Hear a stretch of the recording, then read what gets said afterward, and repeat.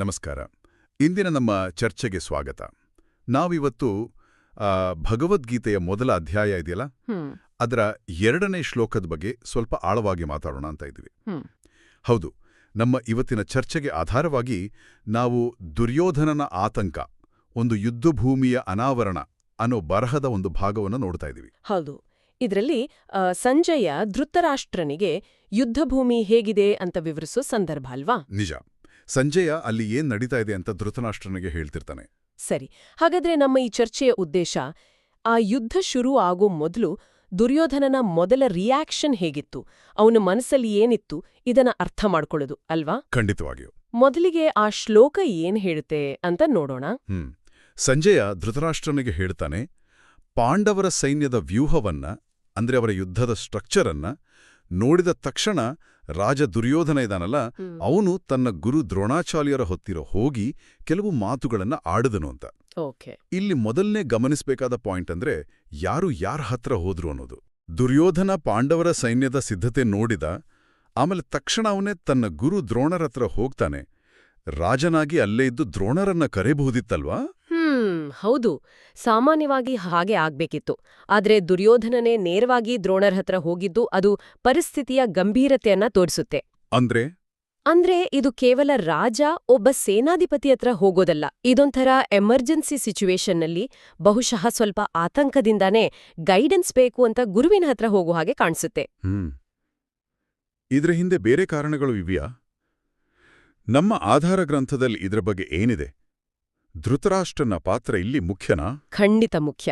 ನಮ್ಮ ಆಧಾರ ಗ್ರಂಥದ ತಾತ್ಪರ್ಯದಲ್ಲಿ ಕೆಲವು ಇಂಟ್ರೆಸ್ಟಿಂಗ್ ಇನ್ಸೈಟ್ಸ್ ಇವೆ ನೋಡಿ. ಮೊದಲನೇದಾಗಿ, ಧೃತರಾಷ್ಟ್ರನಿಗೆ ಕಣ್ಣು ಕಾಣ್ತಿರ್ಲಿಲ್ಲ, ಅವನು ಜನ್ಮಾಂಧ. ಹೌದು. ಅಷ್ಟೇ ಅಲ್ಲ, ಅವನಿಗೆ ಆಧ್ಯಾತ್ಮಿಕ ದೃಷ್ಟಿಯೂ ಇರ್ಲಿಲ್ಲ ಅಂತ ಗ್ರಂಥ ಹೇಳುತ್ತೆ. ಅಂದ್ರೆ ತನ್ನ ಮಕ್ಕಳು ಧರ್ಮದ ದಾರಿಯಲ್ಲಿಲ್ಲ, ಅವರು ಅಧರ್ಮದ ಕಡೆ ಇದ್ದಾರೆ ಅನ್ನೋ ಅರಿವು ಅವನಿಗಿತ್ತು. ಓ, ಹಾಗಾದ್ರೆ ಕುರುಕ್ಷೇತ್ರ ಅದು ಧರ್ಮಕ್ಷೇತ್ರ ಅಂತ ಹೆಸರಿದೆ. ಸೊ ಆ ಪವಿತ್ರ ಸ್ಥಳದ ಪ್ರಭಾವದಿಂದ ಏನಾದರೂ ಪಾಂಡವರಿಗೆ ಅಡ್ವಾಂಟೇಜ್ ಆಗುತ್ತಾ, ಅಥವಾ ತನ್ನ ಮಕ್ಕಳ ಮನಸ್ಸು ಬದಲಾಗುತ್ತಾ? ಇಂಥ ಭಯ ಧೃತರಾಷ್ಟ್ರನಿಗಿತ್ತ? ಎಕ್ಸಾಕ್ಟ್ ಆಗಿ ಅವನಿಗೆ ಆ ಡೌಟ್ ಇತ್ತು, ಯುದ್ಧದ ರಿಸಲ್ಟ್ ಏನಾಗುತ್ತೋ ಅಂತ. ಸಂಜಯನಿಗೆ ಧೃತರಾಷ್ಟ್ರನ ಈ ಒಳಗಿನ ಭಯ, ಆತಂಕ ಎಲ್ಲ ಗೊತ್ತಿತ್ತು. ಸೊ ಒಂದು ರೀತಿಯಲ್ಲಿ ಧೃತರಾಷ್ಟ್ರನಿಗೆ ಧೈರ್ಯ ತುಂಬೋಕೆ, ನೋಡಿ, ನಿಮ್ಮ ಮಗ ದುರ್ಯೋಧನನ್ ಮೇಲೆ ಈ ಪವಿತ್ರ ಸ್ಥಳದ ಎಫೆಕ್ಟ್ ಏನೂ ಆದ ಹಾಗೆ ಕಾಣ್ತಿಲ್ಲ, ಅವನಿನ್ನೂ ಯುದ್ಧ ಮಾಡೋ ಹುಮ್ಮಸ್ಸಲ್ಲೇ ಇದ್ದಾನೆ, ಪರಿಸ್ಥಿತಿಯನ್ನ ಸೀರಿಯಸ್ ಆಗಿ ತಗೊಂಡಿದ್ದಾನೆ ಅಂತ ಹೇಳೋಕೆ. ಅದಕ್ಕೆ ಸಂಜಯ ಈ ಘಟನೆಯನ್ನ, ಅಂದ್ರೆ ದುರ್ಯೋಧನ ದ್ರೋಣರತ್ರ ಓಡಿಹೋಗಿ ಮಾತಾಡಿದ್ದನ್ನ ವಿವರಿಸ್ತಾನ. ಹೌದು, ಸಂಜಯನ ದೃಷ್ಟಿಯಲ್ಲಿ ಇದು ದುರ್ಯೋಧನನ ರಾಜಕೀಯ ಜಾಗರೂಕತೆ, ಒಂದು ಸ್ಟ್ರಾಟಜಿ, ಪರಿಸ್ಥಿತಿ ಕೈಮೀರ ಮುಂಚೆ ತನ್ನ ಮುಖ್ಯ ಗುರುವನ್ನ ಅಲರ್ಟ್ ಮಾಡೋ ಪ್ರಯತ್ನ. ಅಂದ್ರೆ ಅಪಾಯವನ್ನ ಗ್ರಹಿಸಿ ತಕ್ಷಣ ಕಾರ್ಯಪ್ರವೃತ್ತನಾಗೋದು ಒಂದು ನಾಯಕತ್ವದ ಗುಣ ಅಂತನೂ ಹೇಳ್ಬೋದು. ಹೌದು, ಒಂದು ಹಂತಕ್ಕೆ ಅದು ಅವನ ಚಾಣಾಕ್ಷತನ ತೋರ್ಸುತ್ತೆ. ಆದ್ರೆ ನಮ್ಮ ಆಧಾರ ಗ್ರಂಥ ಇದೆಯಲ್ಲ, ಅದು ಇಲ್ಲಿ ಒಂದು ಮುಖ್ಯವಾದ ವಿಚಾರ ಹೇಳುತ್ತೆ. ಏನದು? ಅದು ಹೇಳೋ ಪ್ರಕಾರ ದುರ್ಯೋಧನನ ಈ ರಾಜತಾಂತ್ರಿಕ ನಡೆ ಅಥವಾ ಯುದ್ಧತಂತ್ರದ ನಡೆ ಹಿಂದೆ ಇದ್ದ ನಿಜವಾದ ಮೋಟಿವೇಶನ್ ಬೇರೆನೇ ಇತ್ತು ಅಂತ. ಓಹೋ, ಅದೇನು?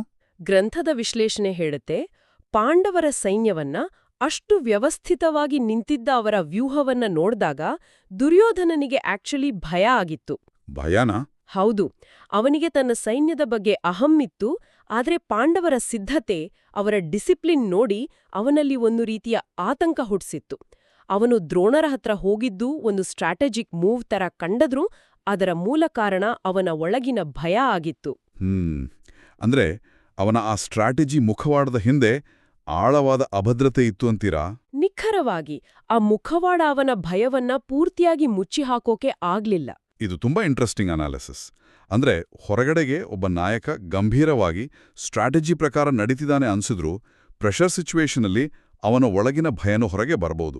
ಹೌದು, ಇದೇ ಈ ಶ್ಲೋಕದ ವಿಶ್ಲೇಷಣೆಯ ಮುಖ್ಯ ಅಂಶ. ಒಬ್ಬ ಲೀಡರ್ನ ಮೊದಲ ಪ್ರತಿಕ್ರಿಯೆಗಳು ಎಷ್ಟೇ ಸ್ಟ್ರಾಟಜಿಕ್ ಆಗಿ ಕಂಡ್ರೂ ಅವು ಇಂಟೆನ್ಸ್ ಪ್ರೆಷರಲ್ಲಿ ಅವರ ಡೀಪ್ ಇಮೋಷನ್ಸ್ ಅನ್ನ, ಇಲ್ಲಿ ಭಯವನ್ನ ಸೂಕ್ಷ್ಮವಾಗಿ ತೋರಿಸ್ಬಿಡಬಹುದು. ಇದು ನಾಯಕತ್ವ ಅನ್ನೋದು ಎಷ್ಟು ಕಾಂಪ್ಲೆಕ್ಸ್ ಅಂತ ತೋರಿಸುತ್ತೆ ಅಲ್ವಾ? ಅಲ್ಲಿ ಸ್ಟ್ರಾಟಜಿ ಇರುತ್ತೆ, ವೀಕ್ನೆಸ್ ಕೂಡ ಇರುತ್ತೆ. ಹೌದು. ಹಾಗಾದ್ರೆ ಒಟ್ಟಾರೆಯಾಗಿ ಹೇಳೋದಾದ್ರೆ, ಗೀತೆಯ ಈ ಶುರುವಿನ ಶ್ಲೋಕ ದುರ್ಯೋಧನನ ಪಾತ್ರದ ಒಂದು ಮಲ್ಟಿಲೇಯರ್ ಚಿತ್ರಣ ಕೊಡುತ್ತೆ. ಪಾಂಡವರ ಶಕ್ತಿ ನೋಡಿದಾಗ ಅವನಲ್ಲಿ ರಾಜಕೀಯ ಎಚ್ಚರ ಇತ್ತು, ಯುದ್ಧತಂತ್ರದ ಅರಿವಿತ್ತು. ಆ ರೀತಿ. ಆದರೆ ಅದೇ ಸಮಯದಲ್ಲಿ ಎದುರಾಳಿಯ ಶಕ್ತಿ ಕಂಡುಬಂದ ಒಳಗಿನ ಆತಂಕ, ಭಯ ಕೂಡ ಇತ್ತು. ನಿಜ. ಈ ಶ್ಲೋಕ ಬರೀ ಯುದ್ಧದ ಸಿದ್ಧತೆ ಬಗ್ಗೆ ಹೇಳೋದಲ್ಲ, ಒಬ್ಬ ಮುಖ್ಯ ಪಾತ್ರಧಾರಿಯ ಮಾನಸಿಕ ಸ್ಥಿತಿಯನ್ನು ನಮ್ಗೆ ತೋರ್ಸ್ಕೊಡುತ್ತೆ.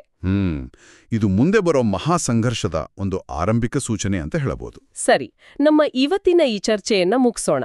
ಆದ್ರೆ ಕೇಳುಗರಿಗೆ ಒಂದು ಪ್ರಶ್ನೆ ಕೊಟ್ಟು ಹೋಗೋಣ. ಖಂಡಿತ.